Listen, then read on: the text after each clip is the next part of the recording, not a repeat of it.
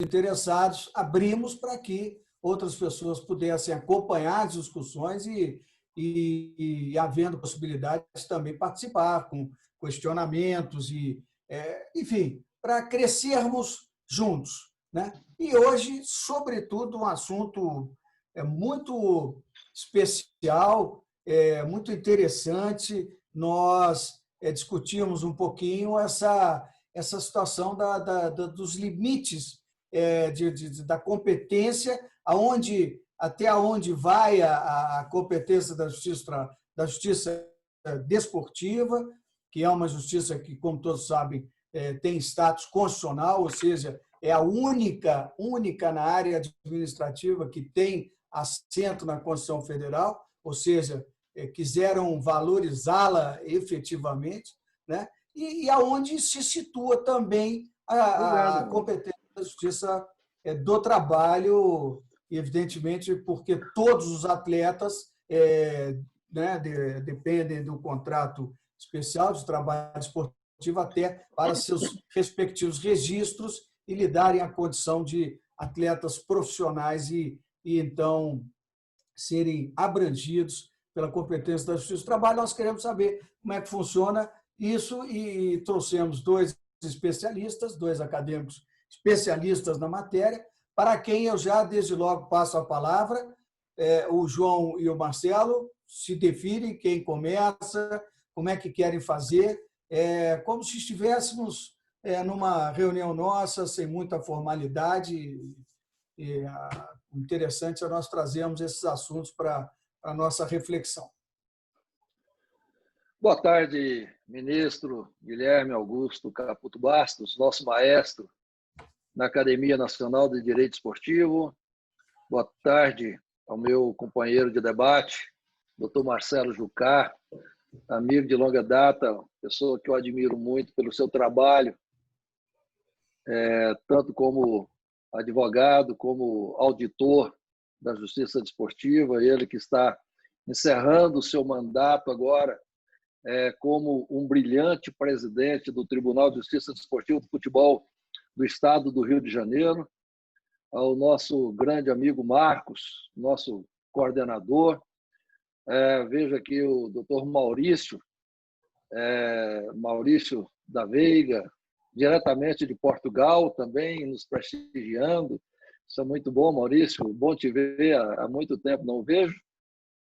E realmente nós vamos tratar de um tema bastante palpitante, onde nós vamos discutir a questão do vínculo de emprego e vínculo federativo, que é o vínculo desportivo.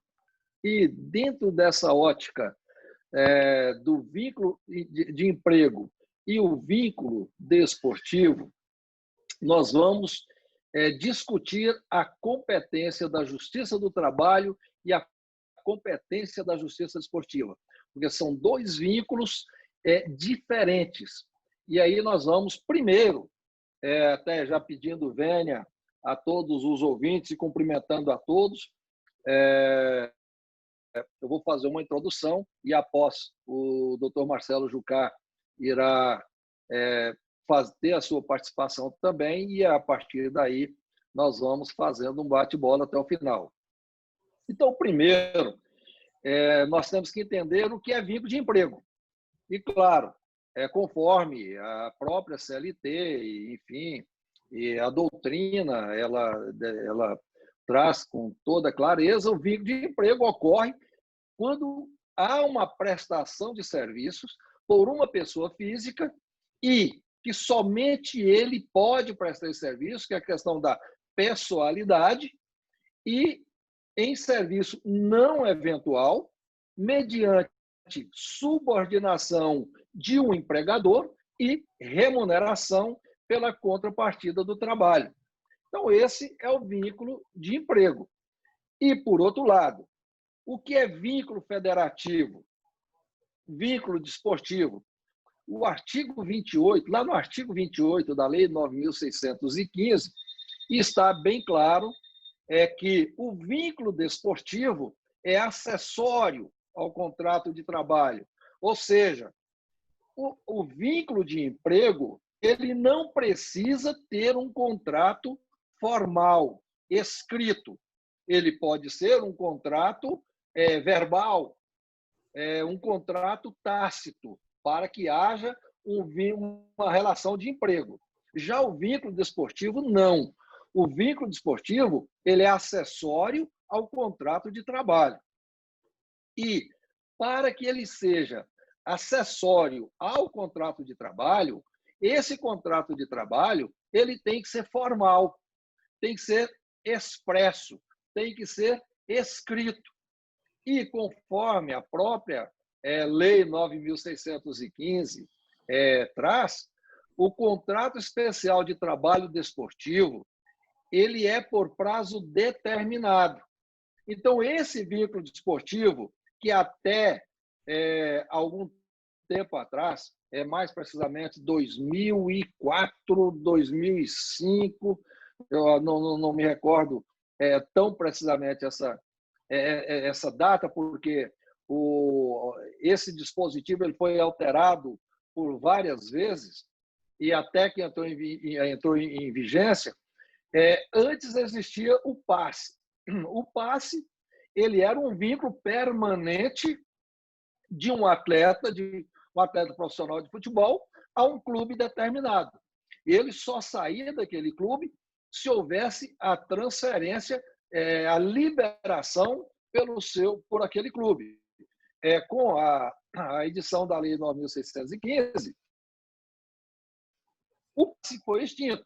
E aí ficou-se estabelecido o vínculo desportivo, que é acessório ao contrato de trabalho. Ou seja, encerrado o contrato especial de trabalho desportivo, encerra-se também o vínculo desportivo.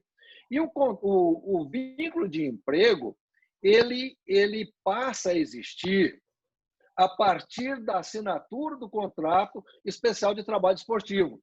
Mas o vínculo desportivo, ele só passa a existir a partir do momento que aquele contrato firmado entre as partes é levado a registro, no caso do futebol, na Confederação Brasileira de Futebol. Então, a partir daí é que começa a produzir efeito o vínculo esportivo. Quais são os efeitos desse vínculo esportivo? O principal deles é a condição de jogo. Qualquer atleta só pode participar de uma competição pelo seu empregador a partir do momento que o seu contrato especial de trabalho esportivo é registrado na CBF e, consequentemente, ele ganha a chamada condição de jogo, ou seja, estão formalizados tanto o vínculo de emprego quanto o vínculo desportivo. Agora, e aí? Nós temos dois vínculos. Existe, no caso de uma divergência entre o atleta e o clube, de quem é a competência para decidir sobre o vínculo desportivo e o vínculo de emprego. Bom, por força do que dispõe o artigo 114 da Constituição Federal, qualquer divergência entre empregado e empregador relativo a uma relação de emprego ou a relação de trabalho a competência é da Justiça do Trabalho. Então, por exemplo, o clube deixa de pagar os salários do atleta por período igual ou superior a 3 meses, o atleta tem o direito de requerer a rescisão indireta do seu contrato de trabalho. E de quem é a competência para decretar a rescisão desse contrato de trabalho? É da Justiça do Trabalho, mesmo sendo um contrato especial de trabalho esportivo, é da Justiça do Trabalho. Um atleta que é submetido à condição degradante, vexatória, discriminatória, de quem é a competência para apreciar e julgar esse tipo de situação? Da Justiça do Trabalho. Então, ela que vai decidir sobre danos morais, danos materiais, enfim. Agora, e a competência da Justiça Desportiva? de acordo com o artigo 217 da Constituição Federal, é a única justiça privada com previsão constitucional é a justiça desportiva. E lá na Constituição Federal já está delimitada com muita clareza qual é a competência da justiça desportiva. A competência da justiça desportiva é para apreciar, para processar e julgar casos relativos à disciplina e às competições desportivas. Mas então, por que traz para cá a questão do contrato de trabalho para essa discussão? É porque há exatamente o vínculo desportivo, ele vai produzir efeitos nas competições. Então, se um atleta participa de um jogo sem estar devidamente registrado na CBF, ou seja, mesmo tendo ele um contrato especial de trabalho esportivo firmado com seu empregador, mas se esse contrato não estiver devidamente registrado na Confederação Brasileira de Futebol, esse atleta ele não tem condição de jogo e se ele participar de alguma competição, o seu empregador vai ser punido pela justiça desportiva. Vai ser punido de que forma? Com perda de pontos por utilizar um jogador sem condição de jogo. Ele pode perder até 6 pontos por partida, dependendo do resultado. Se o clube ganha, ele vai perder 3 pontos, mais os pontos que ele conquistou naquela partida. Então, e aí, a gente dando um passo mais adiante, vindo da Constituição para a norma infraconstitucional, o artigo 50 da Lei 9.615 fala sobre a organização e o funcionamento e as atribuições da Justiça Desportiva. E aí também há uma limitação às questões de infrações disciplinares e às competições desportivas. Então, mas o atleta está com salário atrasado e a Justiça Desportiva vai obrigar o clube a pagar o salário. Não. Quando fala de competição, a competição ela é regida por normas e essas normas são regulamentares. Então, nós começamos com o Estatuto da FIFA, com as normas de registro e transferências de atletas, que é uma norma, um regulamento da CBF. Nós temos o Regulamento Geral das Competições, que é o regulamento que cobre todas as competições organizadas pela CBF, e nós temos os regulamentos específicos. Esses regulamentos específicos são o regulamento específico da Série A, o regulamento específico para a Série B, para a Série C, para a Série D, Copa do Brasil, Copa do Nordeste, Campeonato Brasileiro Feminino, enfim, cada competição tem o seu regulamento específico. Então, se houver qualquer infração a qualquer norma de qualquer regulamento, a competência é da Justiça Desportiva. Então, aqui, se é uma infração ao contrato de trabalho, a uma regra do contrato de trabalho, a competência é da Justiça do Trabalho. Se há uma infração à disciplina ou qualquer regra da competição, a competência é da Justiça Desportiva. Aí nós poderíamos citar alguns exemplos, mas eu vou deixar com o nosso companheiro debatedor, doutor Marcelo Jucá, para que ele possa também dar um passo à frente, e aí nós vamos fazendo este bate-bola aí, doutor Marcelo. Vamos lá. Boa tarde a todos. Ministro Caputo, uma grande honra estar aqui de novo falando pela MDB. Passei um tempinho fora, vocês sabem, em razão aí da entrega da minha tese de doutorado, que deu um trabalho incrível. Meus amigos próximos sabem muito bem disso. Consegui depositar, agora eu vou realizar a defesa no final do mês que vem. E estou muito satisfeito com o trabalho. Acho que é algo que eu gostaria até depois que a gente pudesse conversar em particular, que é uma tese inovadora que fala dos sistemas eleitorais das entidades desportivas no Brasil e que eu tive muito orgulho aí de, durante pelo menos uns 6 ou 7 anos trabalhando com confederações, federações e entidades de prática, construir o que eu estou ali defendendo.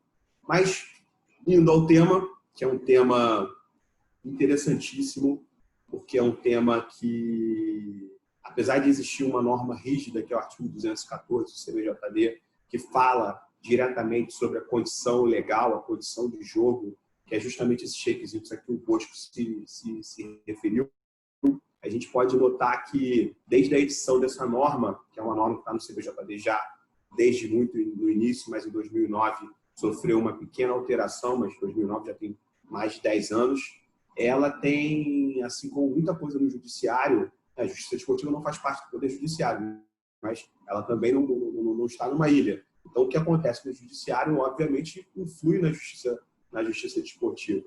Tem se relativizado muito as decisões também na justiça desportiva, com a utilização de princípios, com a utilização de fundamentos em que o julgador ele não pratica exatamente o que está escrito na letra da lei. Mas, para a gente voltar um pouquinho e até fazer uma justa homenagem a um grande amigo nosso, a primeira pessoa que eu tive conhecimento que escreveu sobre essa matéria, foi até na minha pesquisa da minha tese de dissertação de mestrado, foi o saudoso Domingos Moro. Domingos Moro, ele escreveu um artigo no site da Justiça Desportiva, eu nem sei se está no ar ainda, e nesse artigo ele falava sobre escalação irregular de atletas. Lá ele dizia sobre o que é a condição de jogo, e lá ele estabelecia 3 requisitos para a condição de jogo.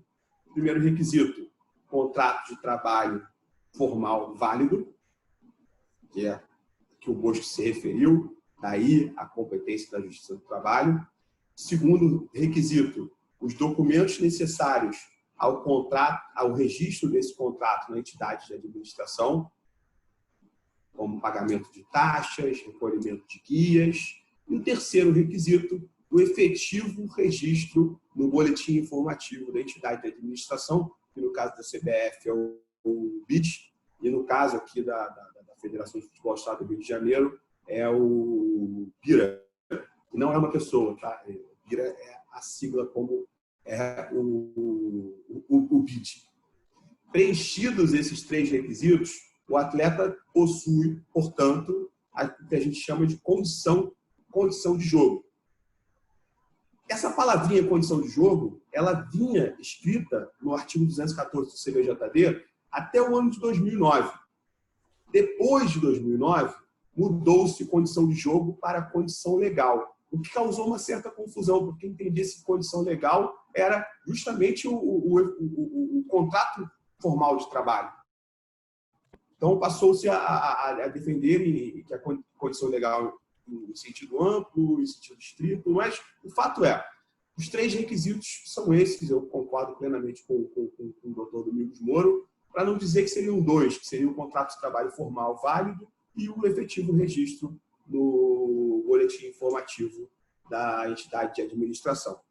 Daí, para a gente discutir, e então, à vontade, eu não sei como é que funciona a dinâmica, mas quem quiser me interromper e quiser também colaborar com a discussão, tem um caso clássico da justiça desportiva, um caso interessantíssimo, que é o leading case do 214. Como é aquele caso, como é que é, Maurício, do Batatas, como é que é?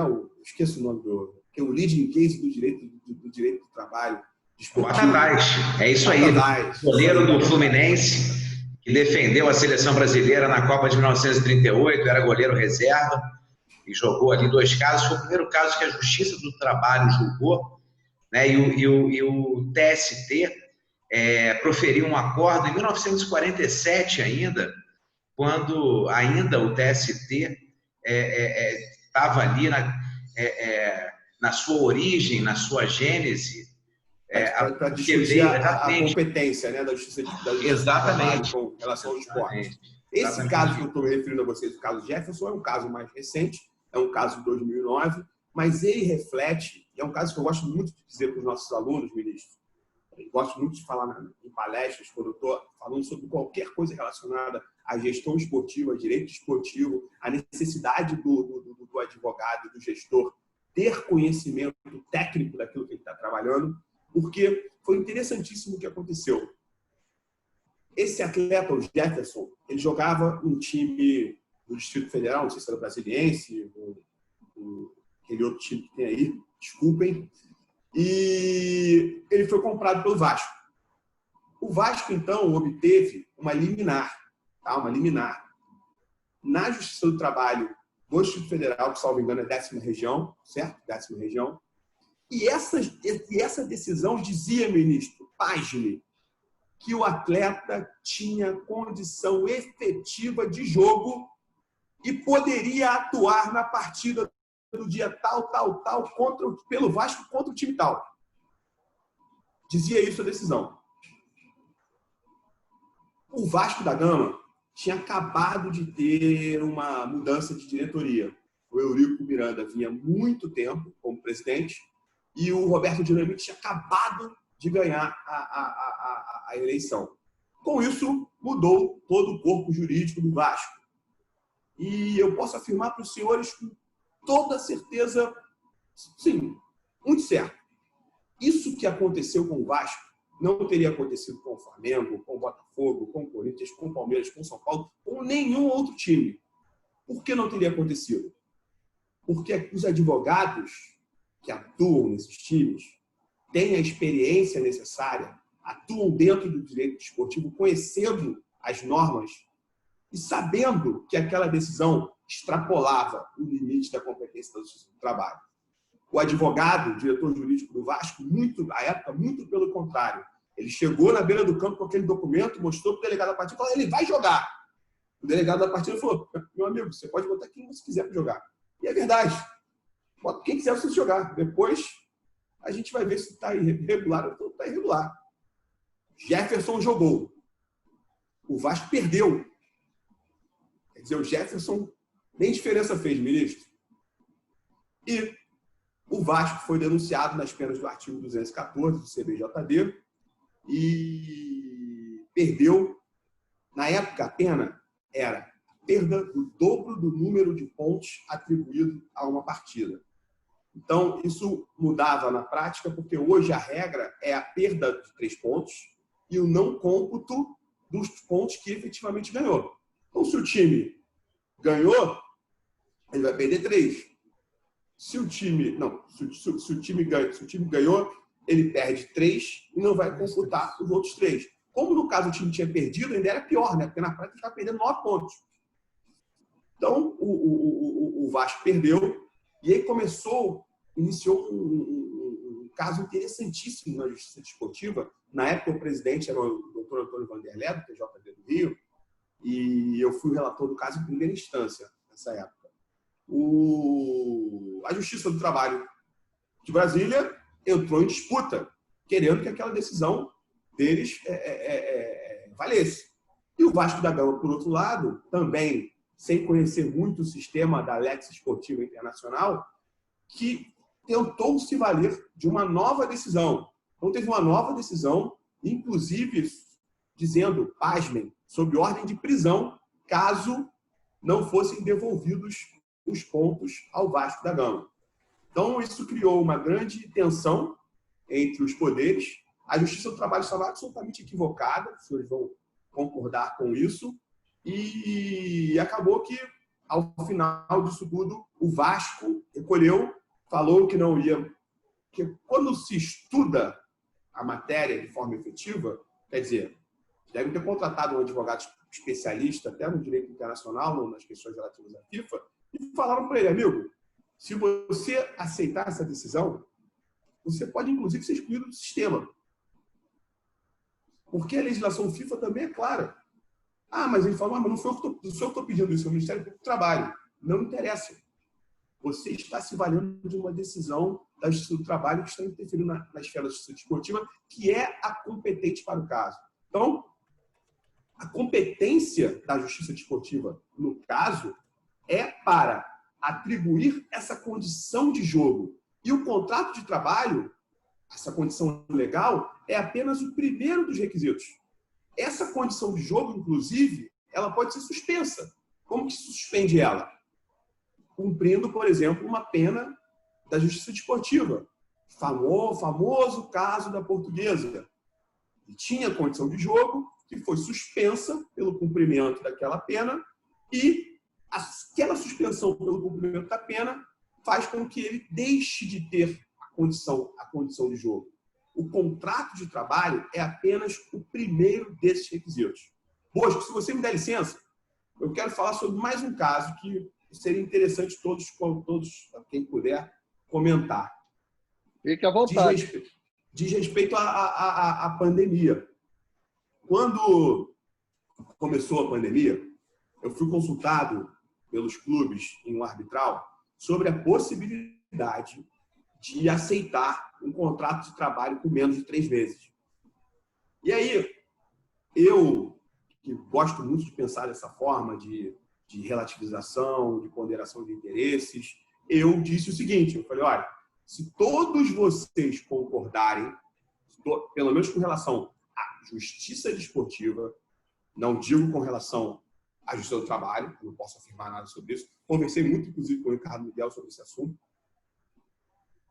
Se todos concordarem, eu posso entender que, mesmo um contrato assinado com 2 meses, para a justiça desportiva, ele vai ter a validade de um contrato legal. O primeiro requisito, para nós, estará preenchido. E a Procuradoria não oferecerá denúncia, mesmo o contrato sendo contra a legem. Por quê?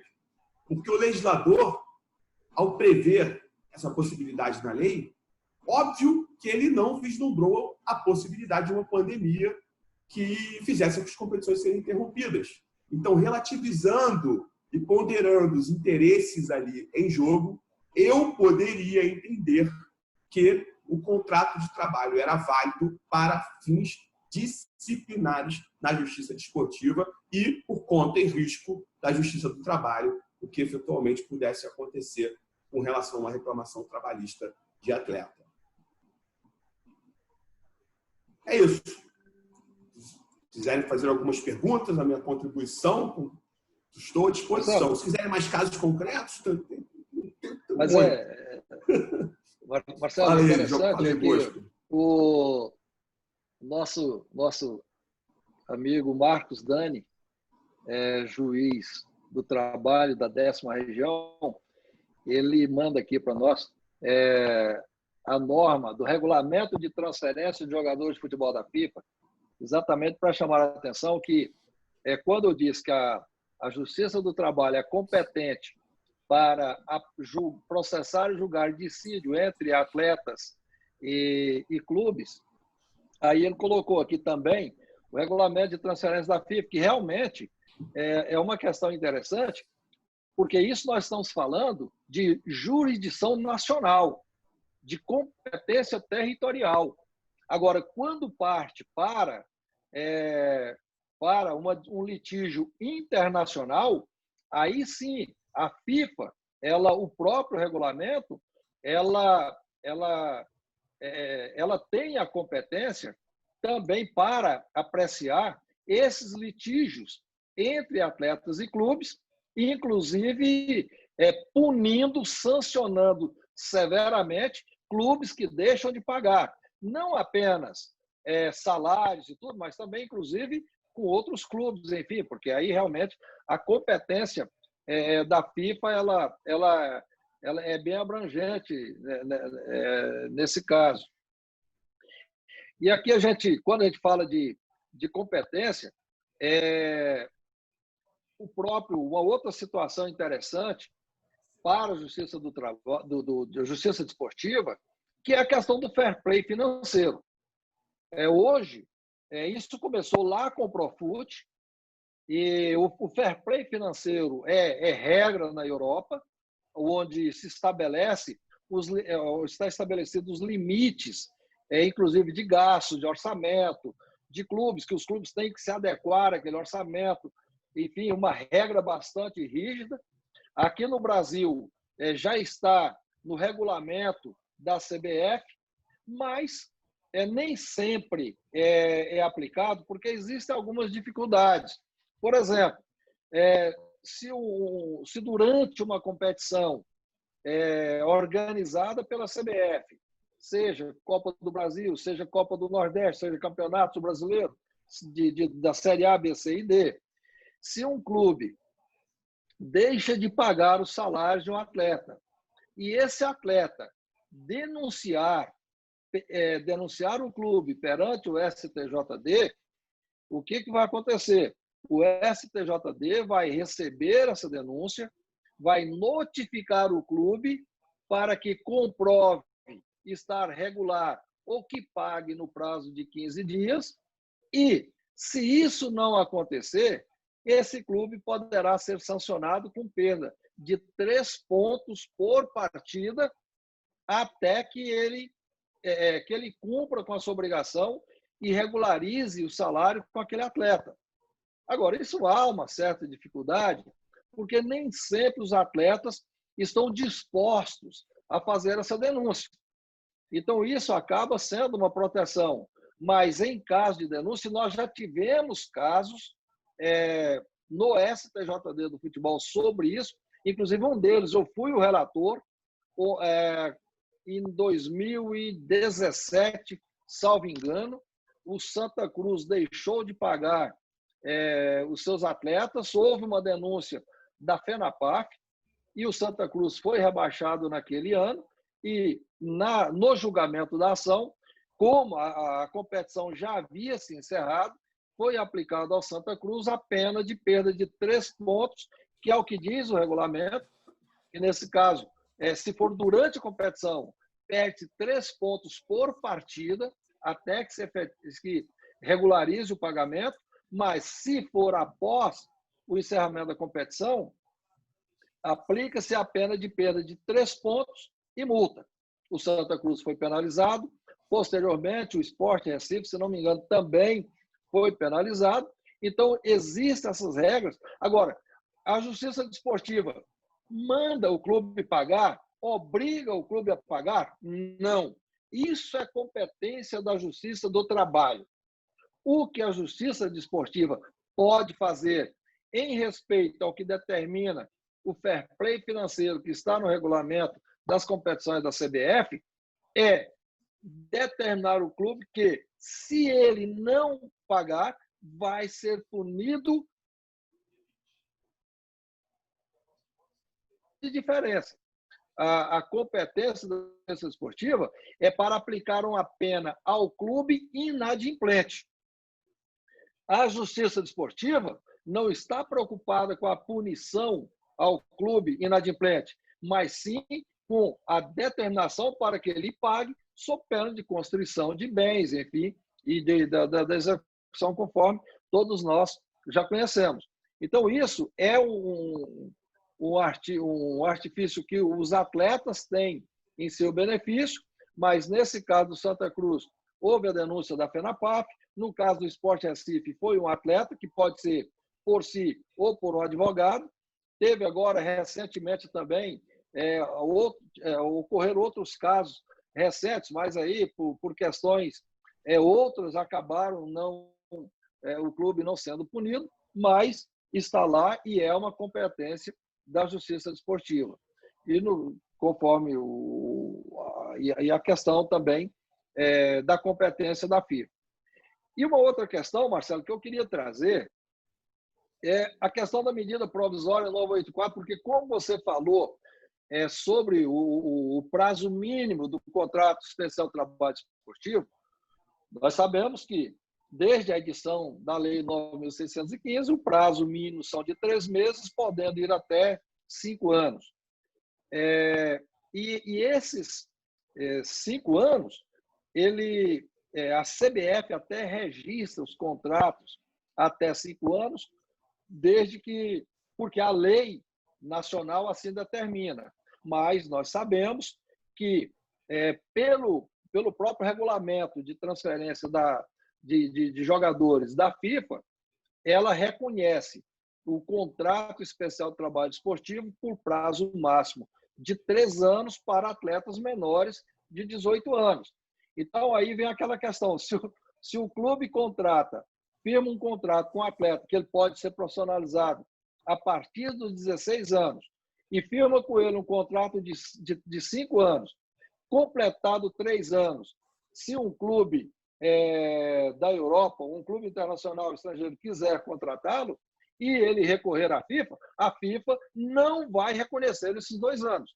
Vai reconhecer apenas os 3 que estão nos seus regulamentos. Então, aí há uma contradição entre a legislação brasileira e o regulamento da FIFA, que eu entendo até que infringe aí um dispositivo da Lei 9.615, que obriga, que dá validade às normas internacionais das respectivas modalidades. Mas aí é uma outra questão, a questão legislativa, enfim, mas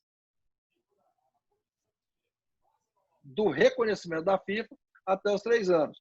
Agora, o prazo mínimo é 3 meses.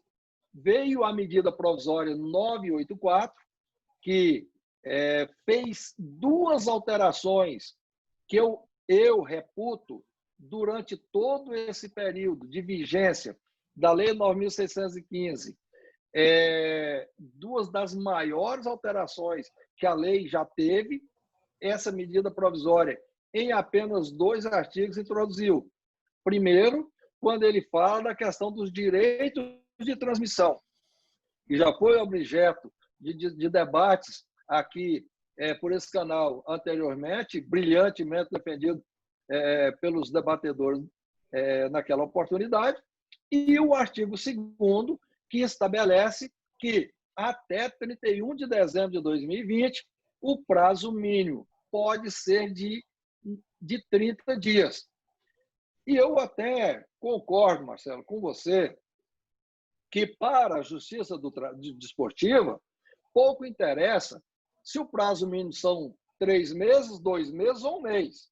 Mesmo porque eu, como advogado de clube por mais de 20 anos, eu assumi a diretoria jurídica do Goiás Esporte Clube pela primeira vez, quando da edição da Lei 9.615, exatamente com a função específica de estudar e esmiuçar essa lei e as suas consequências.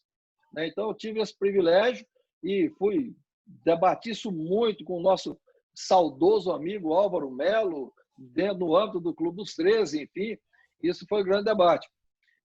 Então, para a Justiça Desportiva, nós estamos cansados de ver clube contratar um atleta por prazo de 3 meses, rescindir o contrato dele com 1 mês e ele se transferir para outro clube e dar sequência à sua atividade profissional.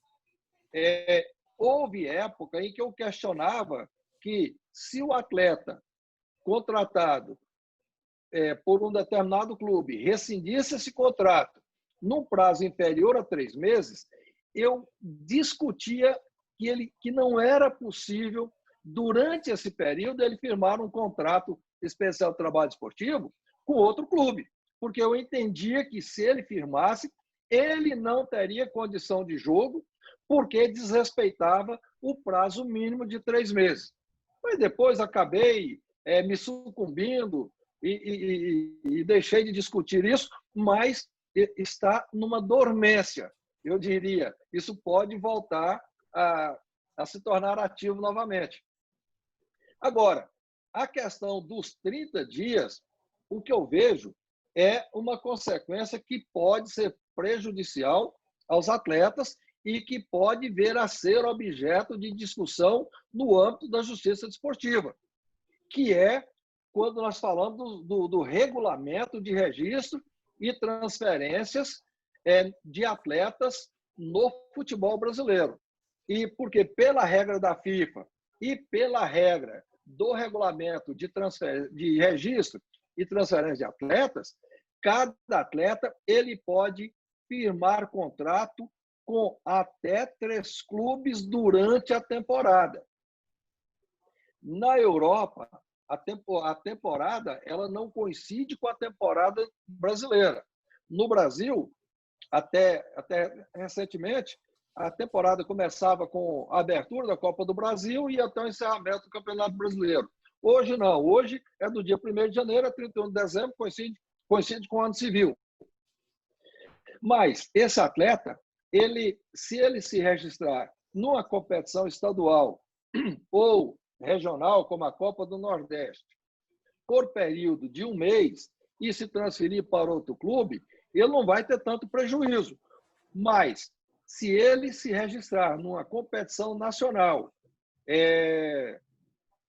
por exemplo, campeonato Série A, B, C ou D, por 1 mês num determinado clube, se transferir para um segundo por mais 1 mês, ele pode até firmar um outro contrato com o terceiro clube, mas ele não vai poder jogar durante essa temporada.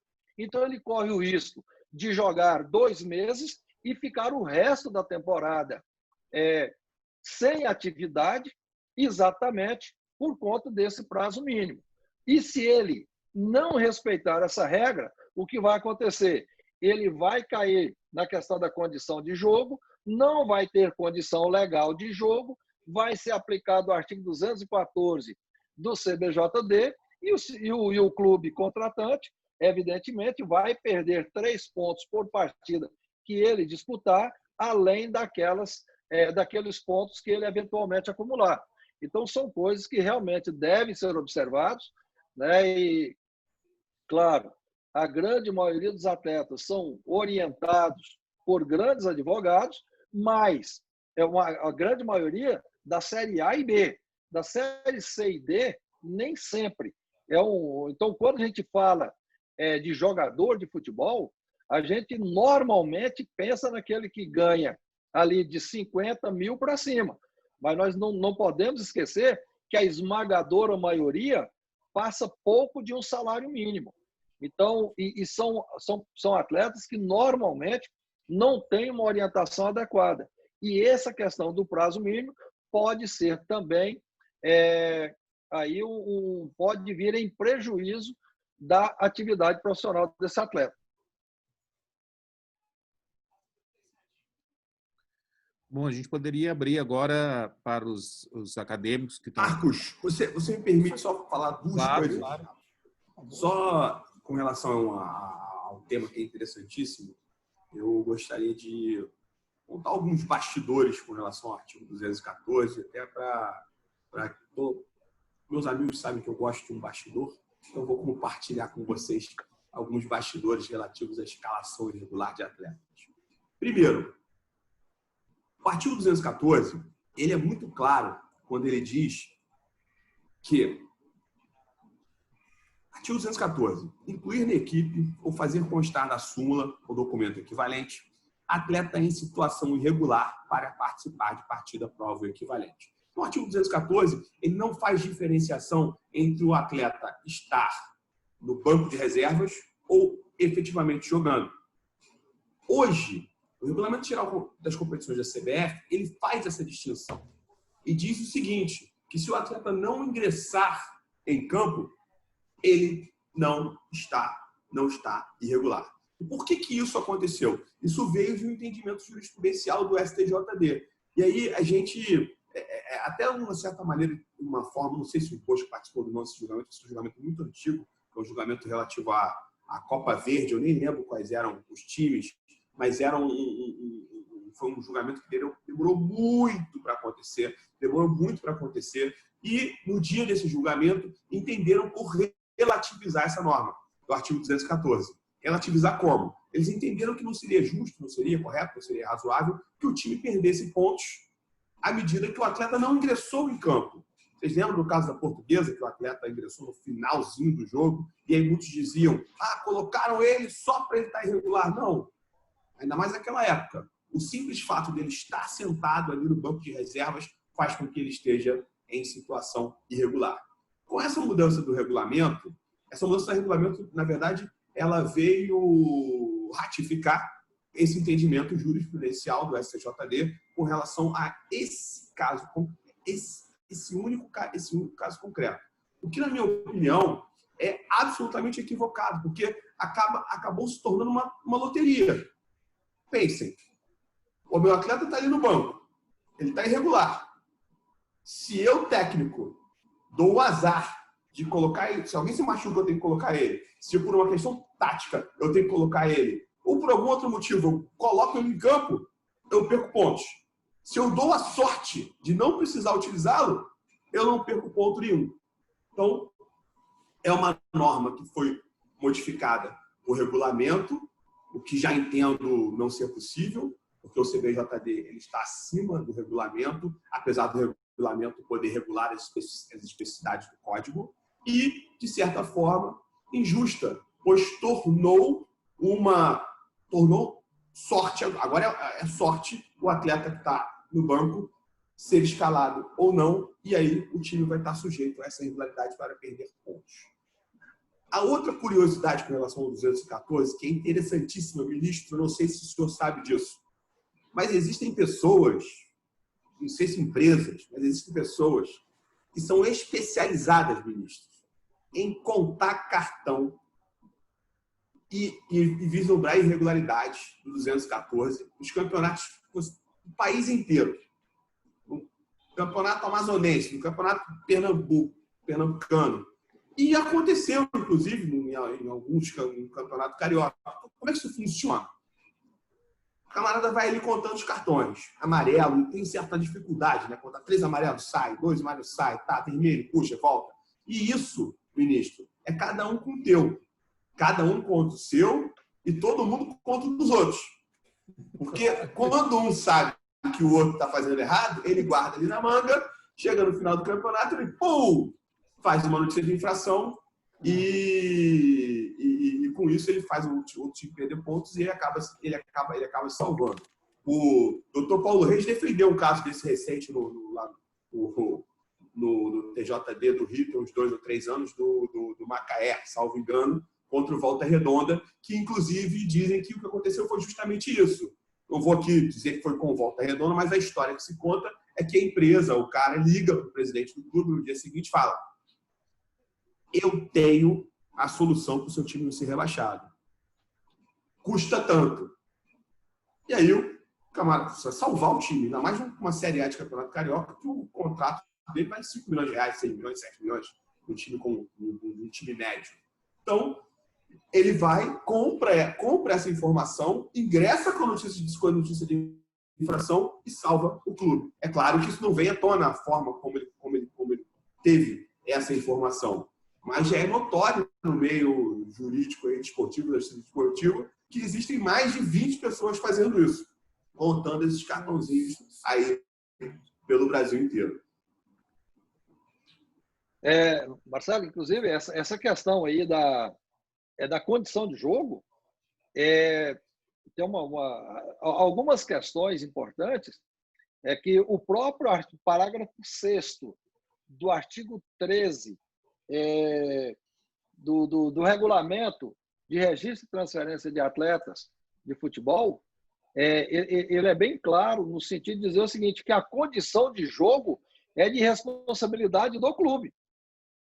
Então, é o clube que tem que contar seus cartões amarelos, seus cartões vermelhos, se tem condição de jogo, se não tem, porque... E até teve um caso muito interessante agora, que foi julgado essa semana, na última sessão dessa composição do STJD que saiu, que foi um caso da Paraíba, interessantíssimo. O que aconteceu? O atleta ele foi punido pela Justiça Desportiva, mas ele tinha saído do clube onde ele estava anteriormente. E o clube foi citado, mas o clube não providenciou a citação. E ele foi punido com algumas partidas de suspensão. E ele voltou a Paraíba, jogou o Campeonato Paraibano por uma outra equipe e esse clube foi denunciado. Só que quando foi denunciado, aí o atleta, o que o atleta fez? Ele entrou com uma revisão no STJ, no TJD da Paraíba e, não sei quais argumentos, e o TJD acolheu a revisão para dizer o seguinte: olha, a citação desse atleta não foi válida. Então, e alteraram a decisão, enfim, 2 outros clubes requereram a intervenção como terceiros interessados, o TJD local negou, houve recurso para o STJD, só que esse recurso para o STJD não foi contra a recusa deles como terceiros interessados. Então, eles não recorreram contra a decisão que não os admitiu como terceiros interessados, mas recorreram contra a decisão de mérito. Então, o que aconteceu? O STJD falou: olha, se vocês não foram admitidos como terceiros interessados lá no tribunal ACOR, lá na origem, como é que nós vamos acolher o seu recurso aqui? Vocês não têm legitimidade e nem interesse para a interposição desse recurso. Então, foi negado conhecimento ao recurso. E, com isso, a decisão lá da revisão transitou em julgado. Aí eu te pergunto, olha o prejuízo que isso trouxe. Então, é por isso que a Justiça Desportiva, ela, com a Resolução 29, que alterou o CBJD e colocou que quem deve fazer a defesa é advogado, é exatamente por isso, porque não basta que seja advogado. Tem que ser advogados com conhecimento na área desportiva, de justiça desportiva, porque a questão processual na justiça desportiva é tão importante quanto na justiça do trabalho e na justiça comum. Então, vejam o prejuízo que esses clubes recorrentes tiveram exatamente por uma questão processual. Então, houve o trânsito em julgado de um atleta que eu, particularmente, agora que eu já não estou mais no STJD, eu posso dizer publicamente, e estava totalmente irregular, porque a citação, conforme determina o próprio CBJD, é a entidade desportiva aonde o atleta está empregado, que foi o seu último empregador na época em que ele cometeu a infração disciplinar, e ao clube compete a obrigação de providenciar todos os meios para que esse atleta tenha conhecimento do processo que tramita contra si, e tem o artigo 223 que fala que, nesse caso, o clube pode ser punido. Só que aí não houve denúncia, não houve recurso da Procuradoria, não houve nada. A decisão, que eu reputo absurdo, transitou em julgado e o atleta irregular acabou prevalecendo e o clube que usou esse atleta de forma irregular continua disputando a Série A do Campeonato Paraibano, enquanto que os outros que teriam direito viram o seu direito perecer por uma questão meramente processual. Amigos, vou pedir uma parte aí para a gente começar a passar a palavra para os colegas que já estão chegando aqui algumas perguntas.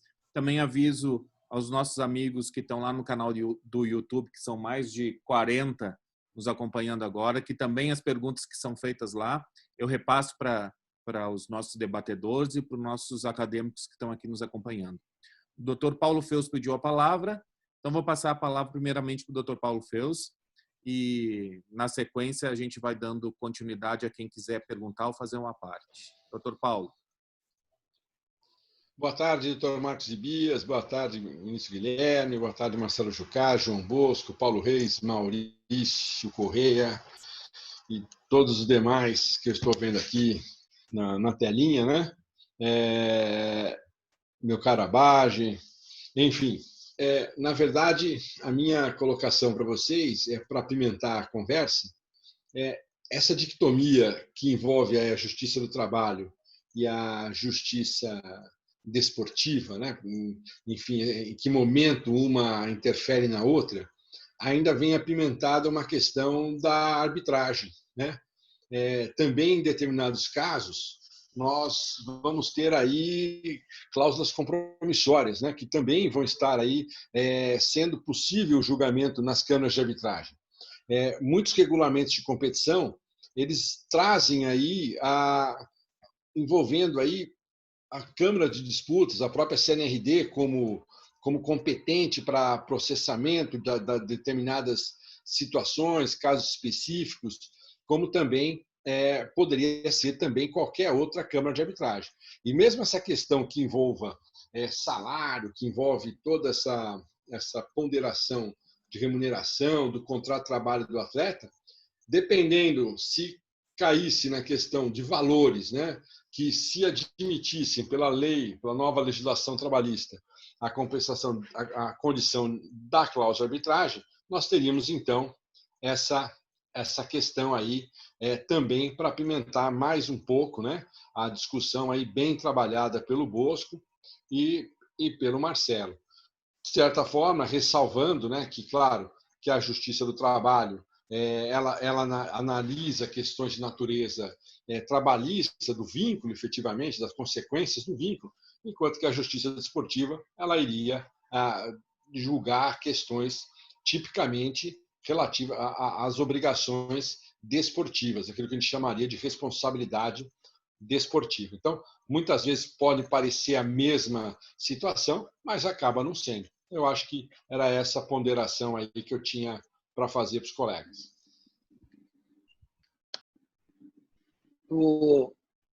Marcos, eu gostaria de primeiro cumprimentar o meu nobre amigo Paulo Feus, nosso colega da Academia Nacional de Direito Esportiva e é o mais novo auditor do STJD do futebol, a quem eu desejo muito sucesso. Eu tenho certeza que pela sua qualificação profissional e pelo seu zelo, fará um ótimo trabalho ali. A CNRD, Paulo, é uma outra questão, é um outro assunto interessantíssimo, porque realmente eu entendo que eu acho que é uma questão de inovação. Eu vi que aqui oculto está o Bichara, que é um expert também nessa área, e a CNRD ela pode ser um canal para a solução de muitos conflitos, porque alguns tribunais do trabalho são céleres, mas outros nem tanto. E há uma dificuldade muito grande na questão das execuções. Então, na Justiça do Trabalho, a execução, às vezes, nem sempre ela satisfaz o reclamante no momento oportuno, porque às vezes demanda a questão de penhora, uma série de coisas, e bloqueia valores, e esses valores são desbloqueados, porque tem uma série de outras obrigações. Na CNRD é o seguinte, na CNRD, se tiver a cláusula compromissória e for submetida à apreciação da CNRD decidiu e o clube não cumpriu, o que ele faz? Proíbe o clube de contratar, suspende o clube. Então, tem várias punições administrativas que o presidente vende a própria casa, mas paga. Então, tem essa diferença. Então, a questão da arbitragem, eu acho que ela não é o assunto nosso aqui hoje, mas é um assunto interessantíssimo e que merece uma análise bastante detalhada, porque eu entendo que é um caminho, e a CNRD é o caminho correto para essa situação. Doutor Jucá, fazer alguma parte sobre considerações? Sobre esse tema, não, mas eu estava buscando aqui nas minhas conversas do WhatsApp mais algumas informações sobre o que eu comentei, da empresa ou da pessoa que faz essa contagem de cartões e depois vende aos clubes interessados para não caírem de divisão. E a única informação nova que eu não disse aqui, que eu descobri aqui, é que a pessoa que faz isso é de Curitiba. Aí isso eu só não sei se tem alguém aqui na Academia de Curitiba que poderia esclarecer para a gente, Abate. Oi, Juca. Será uma mágica? Será que agora encontramos a explicação de tanto luxo? É ele. Não, eu vou cartões amarelos, vermelhos. Eu vou pedir desculpa, mas eu estava lendo, Juca. Eu não prestei atenção no que você falou, só ouvi falar Curitiba. Daí eu falei, bom, então tem alguém aí sinalizando. Estou brincando contigo aqui, que eu falei anteriormente, que tem algumas pessoas que elas contam os cartões de todos os campeonatos nacionais, estaduais, e no final da competição, eles vendem a informação para quem está prejudicado. Ele liga para o presidente do clube e fala, olha, eu tenho uma informação aqui que custa tanto e se você me pagar, o clube tal vai ser rebaixado no teu lugar. Tem várias pessoas fazendo isso. E aconteceu aqui no Rio de Janeiro. E quem vendeu a informação foi o cara de Curitiba. Oi? Não. Se eu vendi, faz isso? Não entrou na minha conta. Olha só ele falando.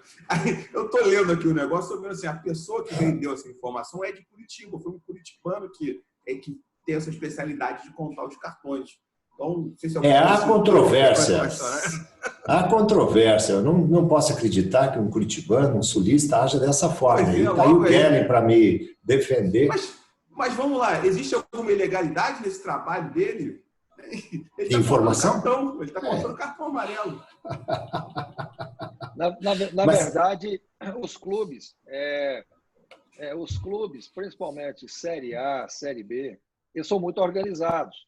Então, ele tem uma gerência de futebol muito qualificada e que eles, hoje, eu que estou no futebol há um bom tempo, é impressionante a mudança que a gente observa no futebol desde quando eu comecei até hoje.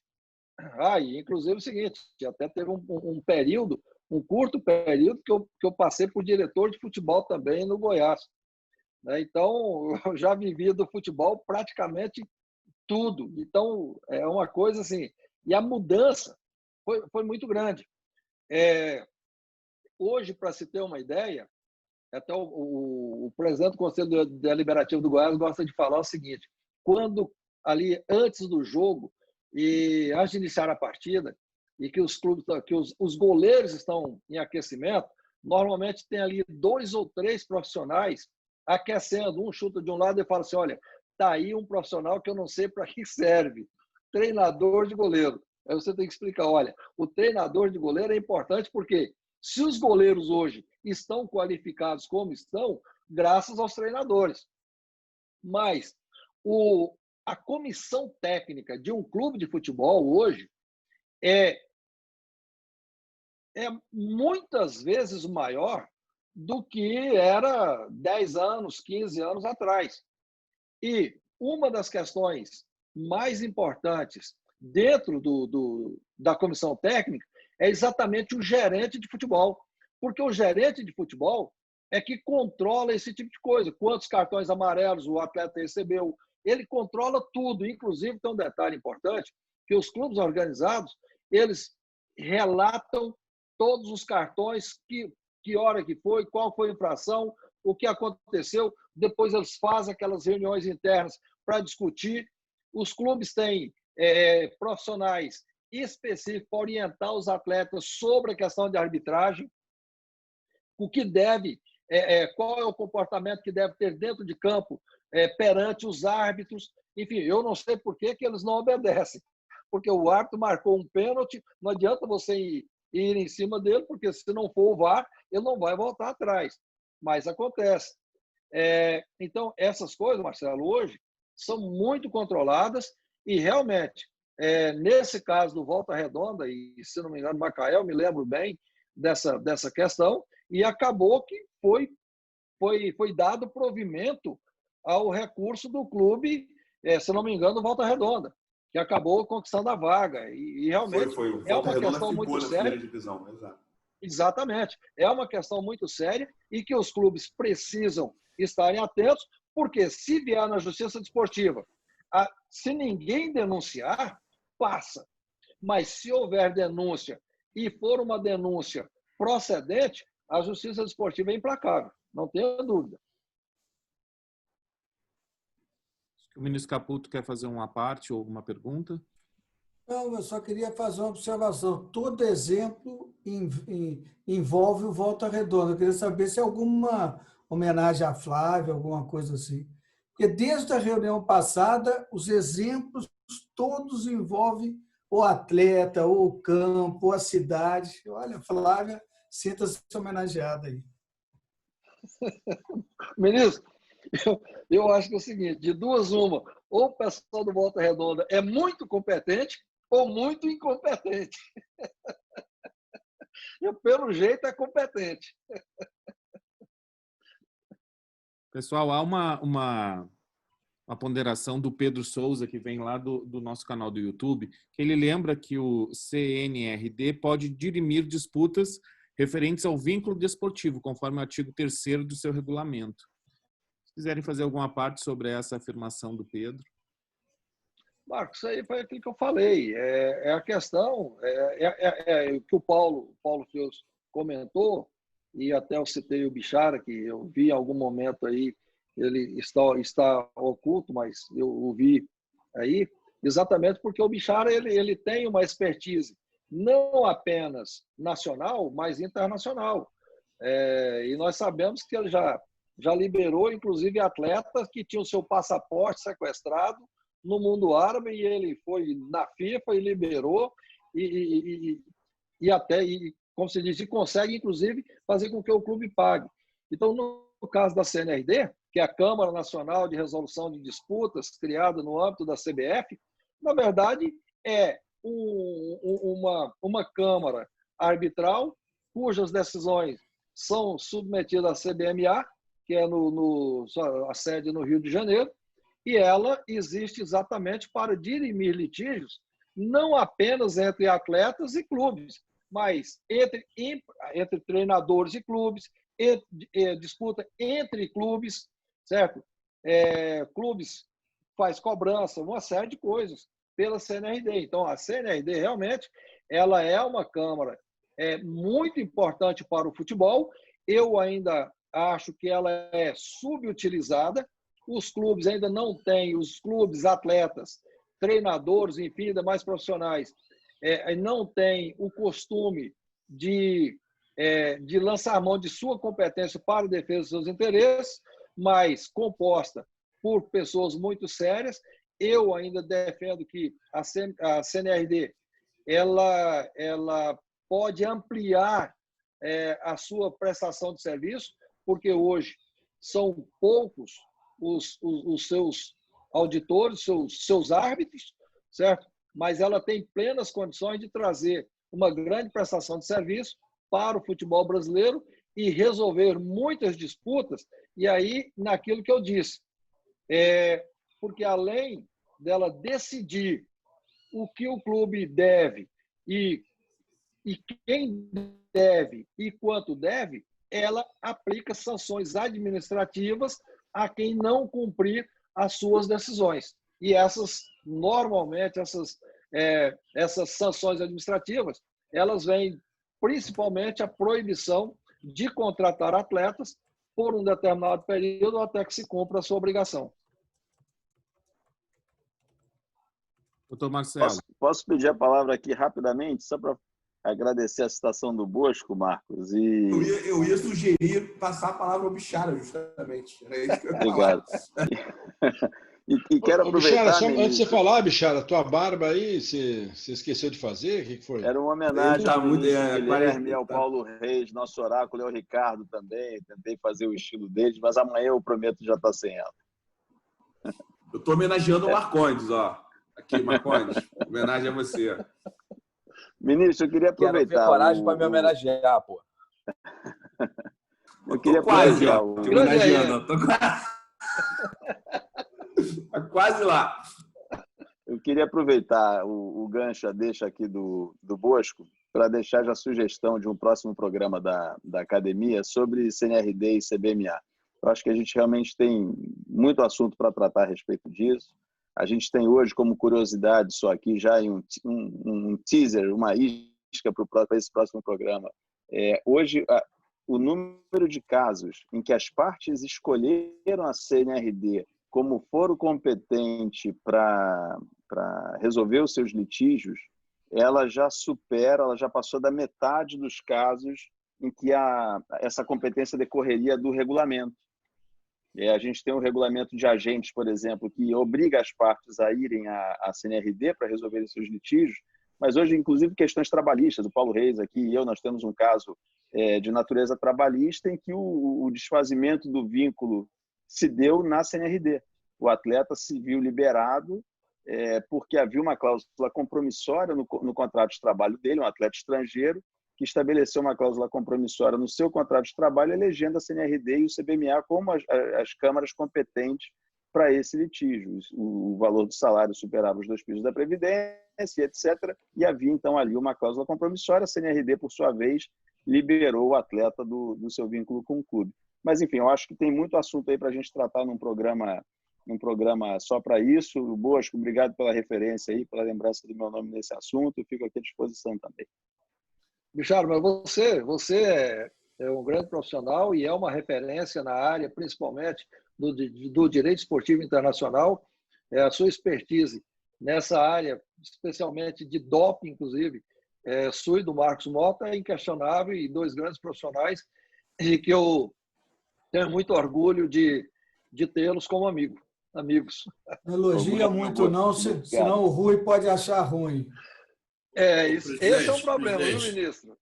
Deixa o Ricardo falar sobre esse assunto, que eu acho que ele já se inscreveu. Depois eu quero dar uma notícia. Só uma notícia para... Presidente, podia falar só um instantinho que o doutor Bichara colocou o meu nome aí. Eu quero só alertar o seguinte, doutor Bichara, que esse processo foi para a CNRD, porque eu, infelizmente, não participei do contrato do atleta. Se eu tivesse participado do contrato, a competência seria sempre da Justiça do Trabalho. Muito bem, muito bem. Tenho certeza disso. Esse é o Paulo Reis, não perde uma. Tá aí. Amigos, na sequência, o meu grande Paulo Reis. O meu xará, Dr. Marcos, está pedindo para fazer uma parte também. Com a palavra, Dr. Marcos. Eu não vi, só vi o do Ricardo. Primeiro é o Ricardo Miguel, xará. O Ricardo Miguel pediu antes, depois eu falo. Doutor Ricardo, exatamente. Doutor Ricardo. Mas, Marcos, se quiser falar, pode falar. Para mim não tem problema, não. Fala logo, cara. Porra. Não, só ia falar com esse dado aqui, mas aqui... Essa troca de elogio. Fala aí, cara. O nosso oráculo aqui do direito desportivo já quase proíbe de falar da competência da CNRD, mas é só um dado, porque o Paulo Feus, a gente, no webinário a respeito disso lá da PUC de São Paulo, a gente discutiu e o Fachada trouxe os números sobre isso, quer dizer, os casos trabalhistas da CNRD correspondem a 8% das demandas que chegam na CNRD. E parece que a divisão é bem equilibrada. Então, você não tem... Tirando o caso intermediário, que, se não me engano, são 33%, os outros são bem equilibrados. Então, você tem um número relativamente... E não é o menor. Então, você tem um número alto de litígios sendo resolvidos na CNRD com natureza trabalhista, e desses litígios, curiosamente, a maior parte que chega é dos atletas. É só para dar esse dado. Desculpa, viu, meu oráculo, mas assim, eu acho que a CNRD é uma boa solução também, entendeu? Agora então, doutor Marcos. É só para fazer uma observação que na Justiça do Trabalho tem uma posição muito refratária à questão da arbitragem, né? Eu fiz um estudo, quando eu escrevi meu livro a primeira vez, que 7 das 8 turmas do TST eram refratárias à arbitragem em questões trabalhistas. Só que agora a situação mudou um pouco com o estabelecimento do artigo 507A da CLT, que previu lá para quem ganha mais de 2 vezes o teto a possibilidade de estabelecer a cláusula compromissória para eventual submissão a um juízo arbitral posterior. E aqui, sem posição definida, se isso seria viável para os direitos trabalhistas ou não, se seriam indisponíveis ou não, eu só queria pontuar que normalmente a questão diz respeito muito também à celeridade. Nós estamos com mais ou menos 100 milhões de processos no país, e a primeira coisa que eu, como juiz do trabalho, faço quando abro a audiência é perguntar se tem acordo. Perguntar se tem acordo. E a res dúbia está ali, a possibilidade de transação está ali a todo tempo na Justiça do Trabalho. Talvez, sem uma posição definida a respeito, nós tenhamos que pensar mais, mesmo nesse artigo 507A da Constituição, da CLT, para possibilitar aos atletas, inclusive esses que ganham salários mais vultosos, a possibilidade de ter uma resolução mais célere de seus problemas, que nós também, na Justiça do Trabalho, temos um problema de celeridade. Como o Bosco mesmo falou, uma eventual eleição da CNRD como órgão arbitral competente para dirimir esses conflitos pode dar uma solução mais célere, exatamente porque a CNRD vai poder ter a sanção desportiva, né? Poder, por exemplo, se não for cumprido o compromisso ali, o acordo arbitral, talvez o clube possa ser punido desportivamente, que isso, às vezes, para a torcida e para o clube, é muito mais lesivo do que uma condenação pecuniária na Justiça do Trabalho. É só para pontuar, mas sem tomar posição ainda. Obrigado. Marcos, nessa hora eu costumo dizer o seguinte, eu como eu fui presidente de clube, eu sei o quanto custa a cobrança de uma torcida no caso de um fracasso de um clube. Agora, você imagina numa punição administrativa pelo descumprimento de uma decisão arbitral, as consequências graves que o clube pode sofrer. É onde eu sempre brinco, o presidente vende até a própria casa para pagar, mas não vai deixar o clube sofrer essas punições. Essa é a diferença das decisões da CNRD com a Justiça do Trabalho, porque na Justiça do Trabalho entra no processo de execução. Lá, além da execução, tem a questão da sanção administrativa. Doutor Marcelo. Pois é, Bosco, e é uma questão também, só um instantinho, Marcos, uma questão que a gente poderia falar do tema mesmo dessa reunião é que a Justiça do Trabalho, a princípio, não pode estabelecer uma punição desportiva, né? Porque aí invadiria a competência da Justiça Desportiva estabelecida, que é constitucional. E aí muitos poderiam falar, mas o artigo 139, inciso 4 do CPC autorizaria o juiz a fazer qualquer medida, mas tudo tem um limite, e o limite é constitucional. Aí a competência seria da Justiça Desportiva ou de um órgão arbitral como a CNRD. Você Exatamente. tem toda a razão. No próprio caso Jefferson, que eu citei para vocês, no final, a Justiça do Trabalho da 10ª Região determinou que ao JD do Rio que devolvesse os pontos do Vasco. Quer dizer, extrapolando totalmente os limites da competência. O magistrado pode tudo, meus amigos. Também... Quem não puder, recorre. Fazer o quê? Dá a decisão, você vai brigar com o quê? É o sistema que é assim. Decisão judicial não se discute, cumpre-se. Não concorda? Recurso. Isso é evidente. É isso aí. Né? Vamos dar a palavra agora, então, para o doutor Ricardo Gelling, que também está pedindo para fazer uma parte. Boa tarde a todos. Se ele não estiver afogado lá no sul, né? Está muito frio aqui. Mas ele tá de... Está um clima desumano. Colete salva-vidas, olha. Desumano. Hoje amanheceu 0 graus. Nossa. E aqui na minha cidade, em outras -2, -3. Amanheceu 0 graus em Porto Alegre. Mas eu queria cumprimentar o Bosco, o Jucá. Esse tema eu acho fascinante, esse do vínculo de emprego e do vínculo desportivo. Acho um dos temas mais fascinantes do direito desportivo e foi o primeiro que me atraiu nesse ramo. Então, eu fico sempre muito entusiasmado. E os exemplos são muitos que a gente acaba lembrando aqui, já foi referido, e o Maurício deu uma aula de história, lembrando de cabeça esses dados, eu fico impressionado com a memória dele, do goleiro do Fluminense.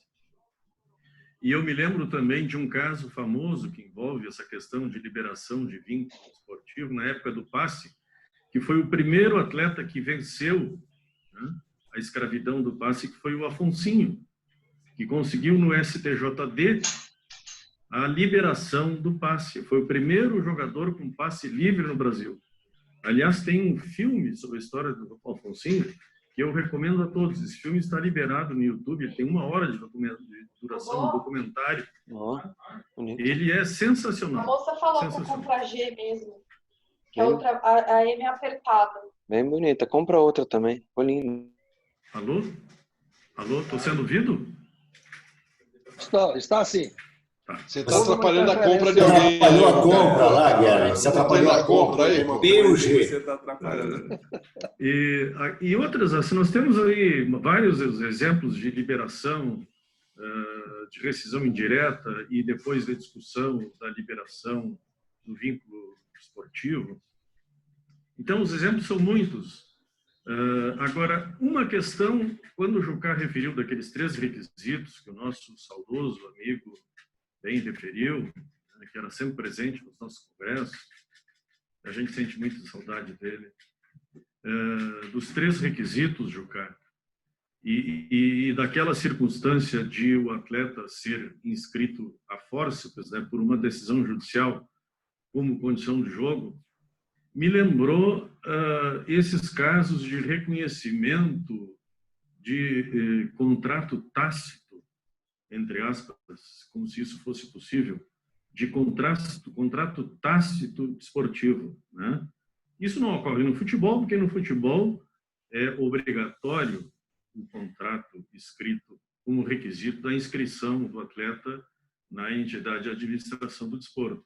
Mas nas outras modalidades em que isso é facultativo, acontece muito do atleta estar disputando uma determinada competição e depois ele ingressa em juízo e pretende o reconhecimento do vínculo de emprego.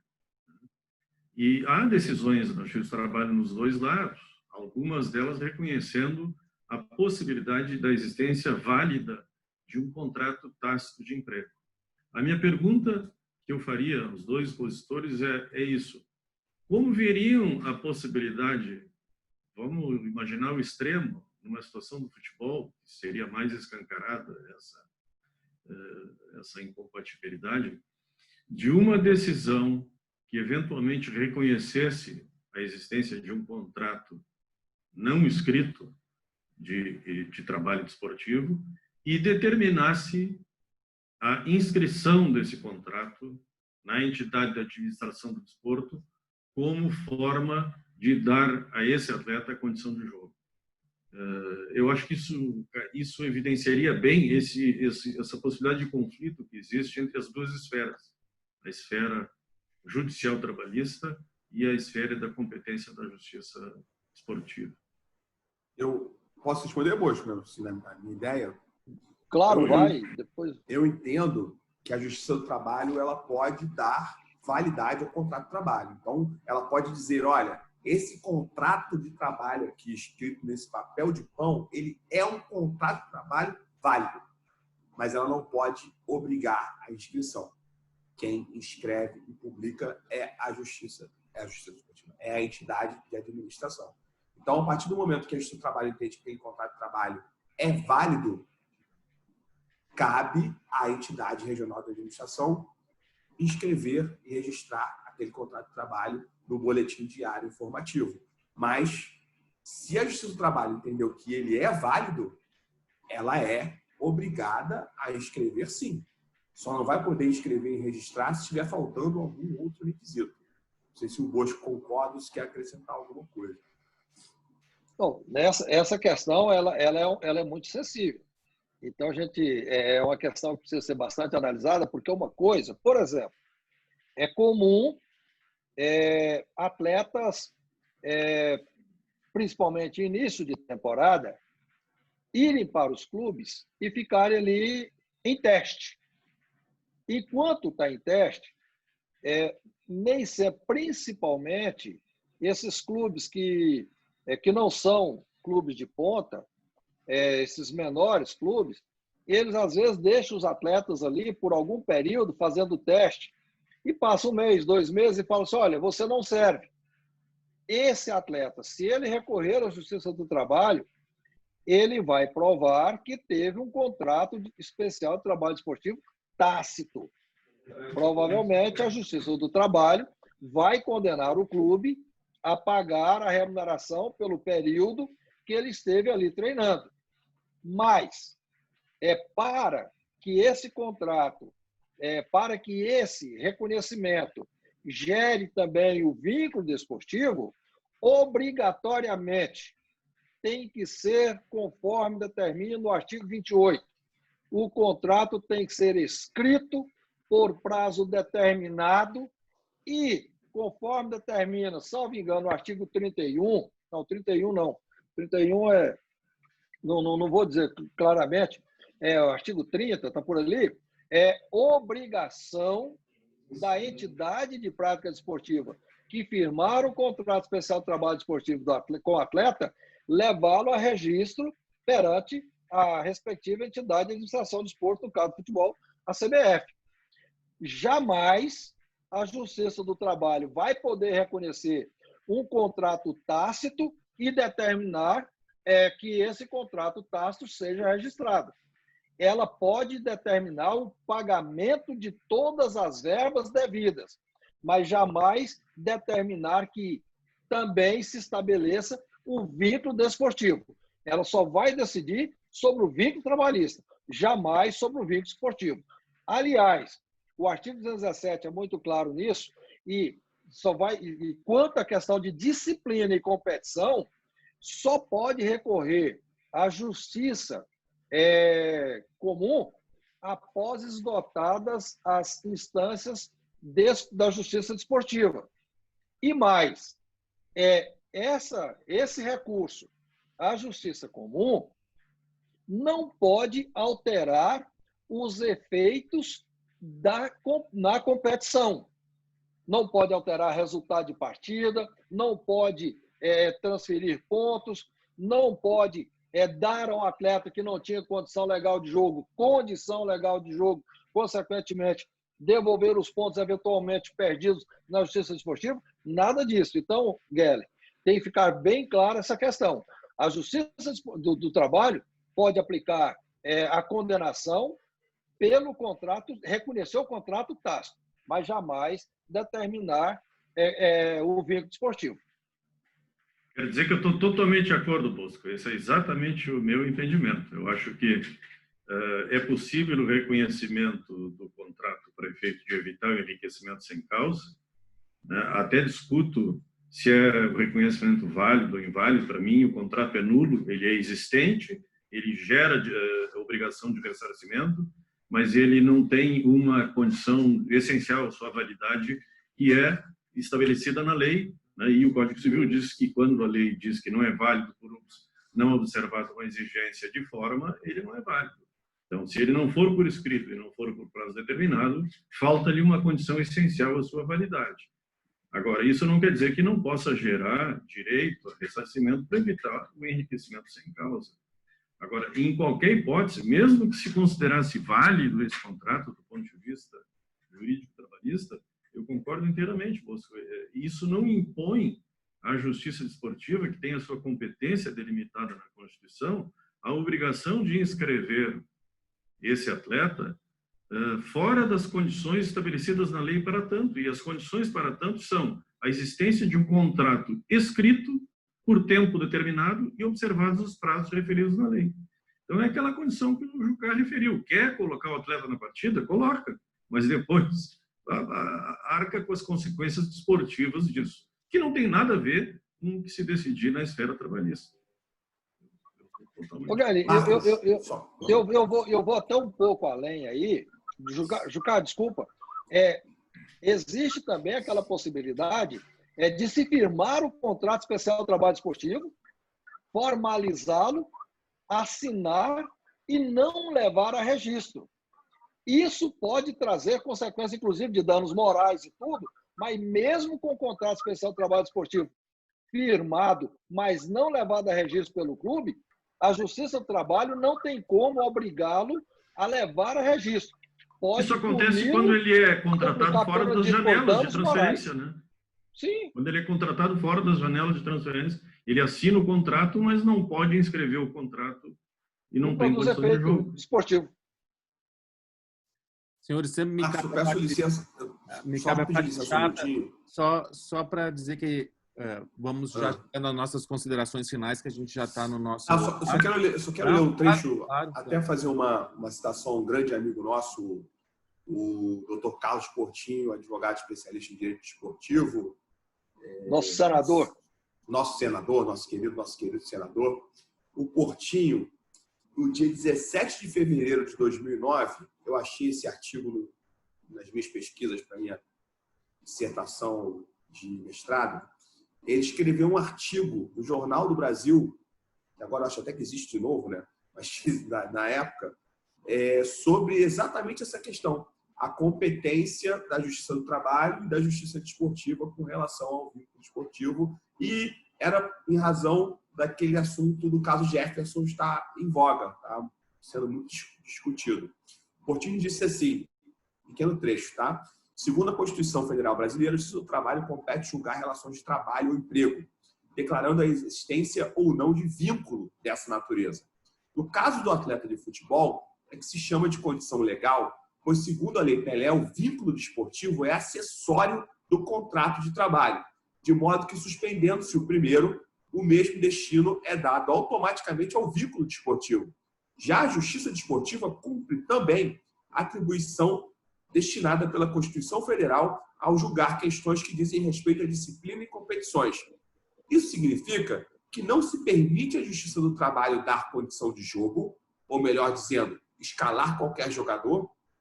Quem dá condição de jogo é a federação ou, eventualmente, até mesmo um tribunal desportivo ser provocado. Doutor João, só as suas considerações finais, depois a gente devolve para o doutor Jucá e, na sequência, passamos para o ministro Caputo, que é o que sempre dá a palavra final e encerra a nossa webinar. Só registrando, ministro, que a gente teve durante o tempo inteiro quase 50 pessoas nos acompanhando pelo nosso canal do YouTube, o que é, assim, muito satisfatório, né? Isso não quer dizer o número de acessos, porque na semana passada a gente teve também em torno disso, e a gente teve mais de 100 acessos. As perguntas que não foram respondidas lá no canal do YouTube, a gente vai passar para os nossos palestrantes, moderadores, e a gente responde pelo e-mail de cada um. Então, começando pelo Dr. João, depois o Dr. Marcelo e, por final, o ministro. Obrigado. Marcos, eu só tenho a agradecer o convite aí na pessoa do ministro Caputo Bastos, nosso comandante da Academia Nacional de Direito Esportivo, e agradecer ao Dr. Marcelo Jucá, esse grande amigo, por compartilhar comigo essa tarde de discussão. Aquilo que às vezes fala 1h30, você fala, puxa, muito tempo, de repente esse tempo ele acaba se esvaindo e quando você vê já tá no final. E é sempre um prazer enorme estar em contato com todas essas pessoas que estão nos acompanhando aqui, tanto pelo nosso canal direto da Academia quanto pelo YouTube, e dizer que é um prazer enorme sempre debater questões do direito esportivo, que é uma área que a gente sente bastante à vontade e sempre à disposição. Marcos, forte abraço a todos.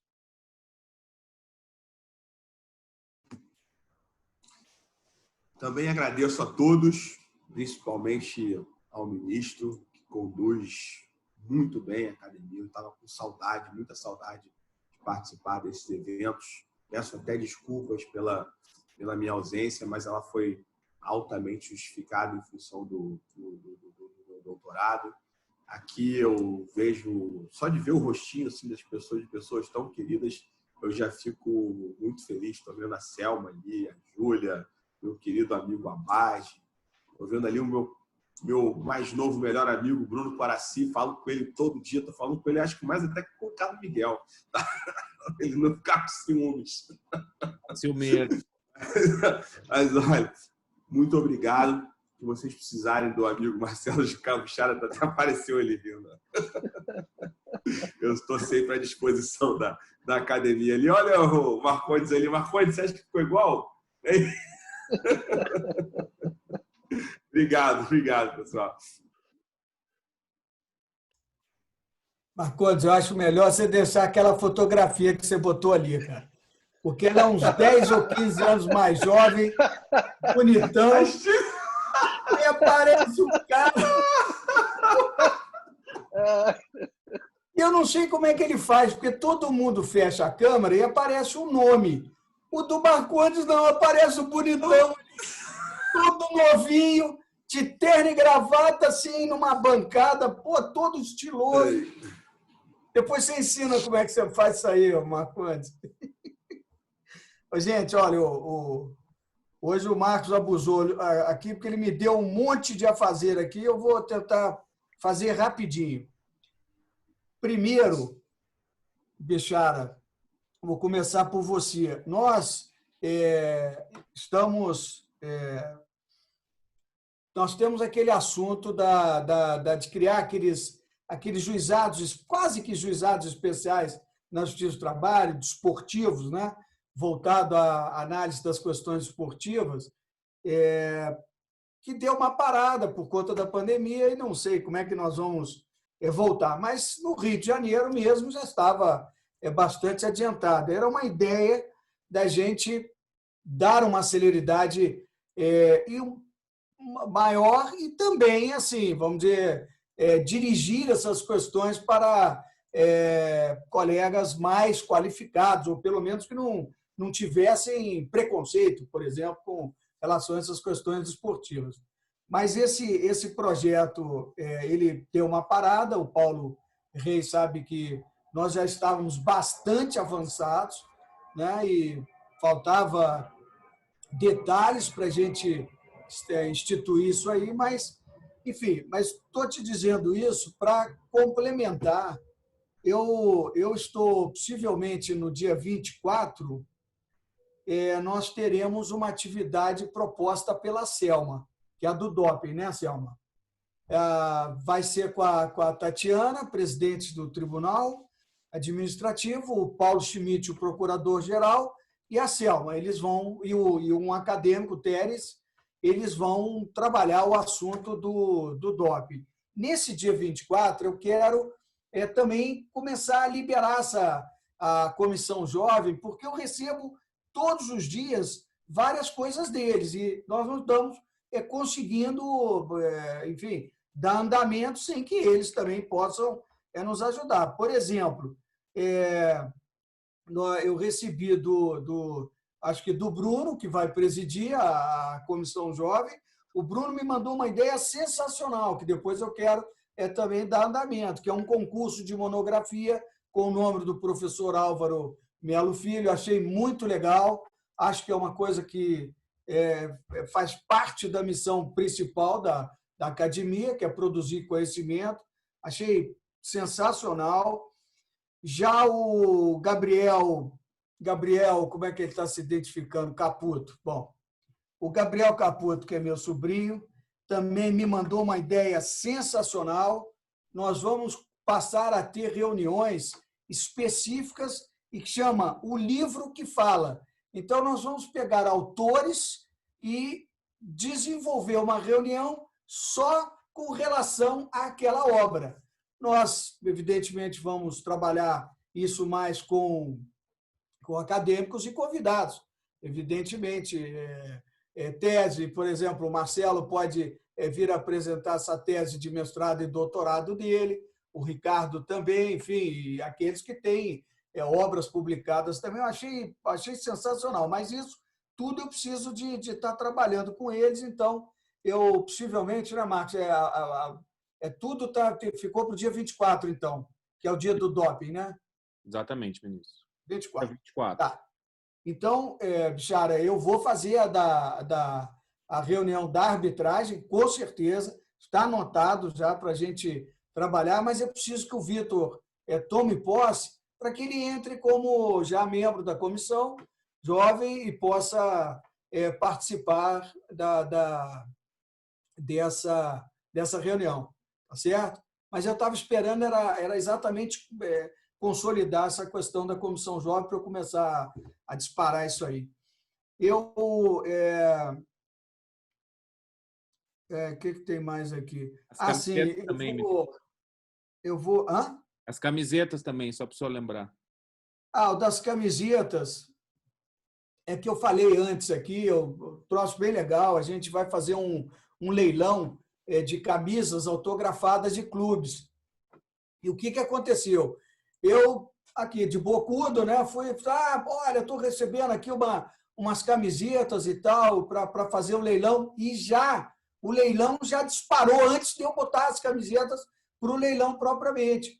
E olha, sinceramente, com lances assim, né, vamos dizer que não é um leilão oficial, porque não entrou ainda na página lá da academia, mas irrecusáveis. Então, eu tomei a liberdade, inclusive, de ligar para o Paulo Reis hoje, que a camisa do Vasco chegou anteontem, mais ou menos, chegou. Eu anunciei, passei para o Marcos, né, a fotografia, anunciei, e ela já tem um lance inicial de arrebate assim, de R$1.000. Então, aí eu tomei a liberdade e falei, Paulo, me manda outra, porque não deu nem o tempo de chegar no canal oficial do leilão, né? E isso aconteceu também com uma camiseta do Corinthians, que teve o mesmo valor, lançado também já pedi, eu não sei a quem lá, não sei se foi ao próprio presidente ou se foi o Marcos, que nós pedimos mais uma camiseta, enfim, deu super legal. E assim, a alegria íntima que eu sinto é que a gente, quanto mais sucesso obtivermos nesse leilão, mais famílias carentes, miseráveis, a gente acaba ajudando e que estão ao nosso lado e a gente nem enxerga, né? A gente nem... Só fazendo uma parte, só relembrando que essas camisas, o leilão, a renda toda é revertida para ajudar essas entidades carentes através do GMCB Solidário, que é um projeto que a gente tem de ajuda a entidades carentes. Já tem 100%, 100%, não fica nada para a academia, nem para ninguém. Entrou, apurou o valor, já vai para coisa. E o doutor João Bosco já está dando a notícia que a camiseta do Goiás e do Atlético já estão garantidas. Então, já são mais duas aí, ministro. Isso. Conta. Claro, exatamente. Ele foi cobrado no início da reunião e já tem a resposta no final da reunião. É ótimo assim, né? A gente vai resolvendo. A resposta do doutor Gelling também, que tá... E a camisa depois do dessa Flamengo vai me notícia dar um de problema. R$1.000 da camisa do Vasco e 1.000 do Corinthians, a do Pelotas eu vou sair por 5.000 no mínimo. Então, é só mandar autografada e eu, né, vou colocar lá sob esse crivo aí de R$5.000, né? Vamos ver, né? Quem sabe? Lance A do inicial. Flamengo deu confusão já na minha família, porque um quer, o outro quer, fica leiloando. Já está os valores estão avançando de R$1 em R$1 agora.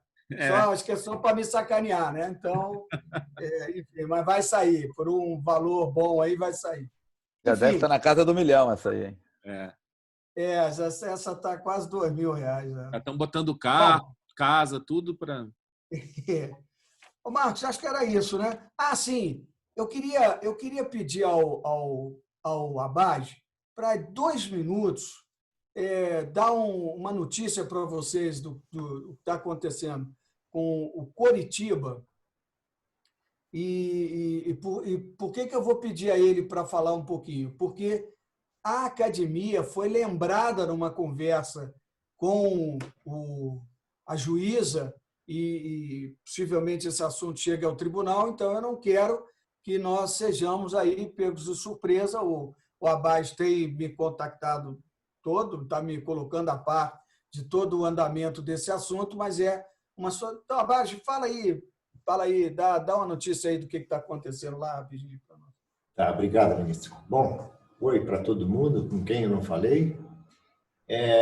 A academia foi, de fato, procurada através da pessoa do presidente, porque o Coritiba fez um pedido do ato trabalhista, antigamente chamado de ato trabalhista, no dia 6, 7 de julho, e ele foi indeferido inicialmente. Foi indeferido por quê? Porque hoje existe uma consolidação de provimentos da Corregedoria Geral da Justiça do Trabalho, que estabelece algumas regras específicas. E uma delas estabelece que o pagamento tem que ser feito em 3 anos. Bom, resumindo, o o advogado do Curitiba, mantivemos contato ontem durante bastante tempo. Ele acabou de me mandar mensagem, que eu tomei a liberdade de transmitir ao Caputo, dizendo que a reunião com a juíza foi espetacular. Eles ficaram 2 horas conversando, trataram justamente de uma intervenção possível da academia. A doutora Valéria, que está dirigindo o processo inicialmente, achou ótima a situação e lembrou que ela tem um membro da academia que estudou com ela, que é o doutor Amauri, do TRT 24, e ela mesma já se colocou à disposição para entrar em contato com o doutor Amauri, por isso é importante que o ministro Caputo fale com o Amauri, seria bem interessante, se preferir que eu fale, eu posso falar também, para que ele já possa ver de que forma nós podemos ajudar. A dívida é bastante grande, o Curitiba vem da 2ª divisão, começou a fazer gastos imaginando entrar na 1ª divisão, entrou na 1ª divisão, mas o campeonato não aconteceu. Quer dizer, o Brasil está parado. Então, a situação é bastante grave e nós vamos tentar ajudar de todas as formas, dentro daquela responsabilidade que a gente sempre sabe que deve existir. Mas é isso aí. Muito bem. Eu acho que a academia não deve se furtar vamos dizer assim, a atuar nessa área. Nós não estamos invadindo o seara de trabalho de ninguém, né? E simplesmente buscar ir através de uma mediação. Exatamente, a sugestão, ministro, é exatamente essa. O doutor Ivo sugeriu que, em razão até do engessamento que tem o provimento, o artigo 151, talvez uma mediação. E tem que, exatamente, pegar os bons exemplos. Eu já tomei a liberdade, liguei ontem mesmo para o Ricardo Miguel, para saber como funcionou a recuperação do Flamengo. Então, ele já se dispôs, já está atrás de todos esses dados, porque isso é importante informar para a Justiça do Trabalho aqui do Paraná, que nós temos um exemplo único, até onde eu sei, que é do Paraná Clube. Quer dizer, mostrar o exemplo do Flamengo, que foi um exemplo fantástico. Eu acho que todos os outros que se beneficiaram ou se socorreram do ato trabalhista, todos conseguiram pelo menos a sobrevivência, e o Flamengo extrapolou todos os pensamentos, porque saiu de lá muito, muito rico, né, desse ato. Então, a ideia é que o Ricardo Miguel, rindo ali, ele já vai me ajudar para a gente convencer que a mediação é necessária e vamos tentar chegar num consenso. Eu já pedi para o Bruno Tocantins, que é o advogado trabalhista do Flamengo, está a caminho aí, as informações. Vou cobrar dele aqui. Oi, ministro. O que é engraçado aqui, que na minha tela são 20 pessoas e o Paulo Reis está rigorosamente em cima de você. Então, a impressão que eu tenho é que ele vai te dar um coque uma hora. Um cascudo, Paulo. Porque você está rigorosamente em cima dele. O Marcelo, por exemplo, estava lá em cima onde está a Selma, agora já está aqui no último lugar. Isso aqui mexe, que de repente eu fico procurando a pessoa, onde é que está a pessoa. Eu não sei como é que é. Até hoje vai falando, ministro, vai mudando. Não, é que alguns vão saindo e vão entrando, e aí vai tudo mudando de lugar. Eu estava rindo aqui do comentário do Xará sobre a foto do filho do Jucá. O Jucá conseguiu botar uma foto ali quando ele sai, que é mais novo que o Marcondes. Só tem gato aqui nessa academia. Só tem gato. Peraí, deixa eu botar. Outra coisa que eu acho... Olha só. É o filho do Jucá mesmo. É o filho dele, parecido com o pai. Olha lá. Acho que é melhor que eu acho engraçado é quando vocês conversam, nota 2 rindo. Aí eu digo, esses 2 estão trocando piada e não querem contar para a gente rir. Eu estava vendo agora a Selma rindo com o Marcondes. Eu falei, os 2 devem estar trocando uma piada, alguma coisa engraçada, não sei o quê. Uma hora eu olhei, o Paulo estava rindo com o Ricardo. Eu digo, conta para a gente aí. Beleza. É porque o WhatsApp funciona durante a sessão. Ministro, para você ter uma ideia, teve eu não lembro agora o que foi, mas era da academia, eu estava rindo, eu estava conversando com a Luciana aqui, mas não era era um tema de direito esportivo, mas não era o tema do evento. Cara, a gente estava rindo aqui, não sei porquê, agora não me lembro, e aí o Delbin fez um grupo, eu, ele e a Luciana, quero rir também. Que já acabou. Marcos, nós estamos com tempo aí, né? Já gente, olha, era mais ou menos isso que eu tinha que falar. Então, vamos preparar o grupo aí da Comissão Jovem, então, para tomarmos uma posse efetiva no dia 24, né? No dia que a Selma vai estar participando. Então, Selma, tá? A sua sugestão foi acolhida totalmente. Acho pertinentíssimo discutir um pouco essa questão do doping. E com esses convidados, nós vamos mudar um pouquinho o perfil, porque nós temos feito reuniões sempre com 2 acadêmicos, mas esse assunto do doping que eu achei bem interessante trazer esse pessoal um pouco de fora, até porque nós estamos em elaboração de um novo código, né, de antidopagem. Então, até para eles darem algumas notícias para a gente poder fazer, eventualmente, aí alguma sugestão. Tá certo? Então é isso, gente. Antes que o Marcos corte o sinal da nossa reunião, um abraço para todos aí. Valeu. Sérgio, um abraço. Tchau. Tchau, gente. Obrigado. Valeu, um abraço a todos. Obrigado. Um abraço aí, gente.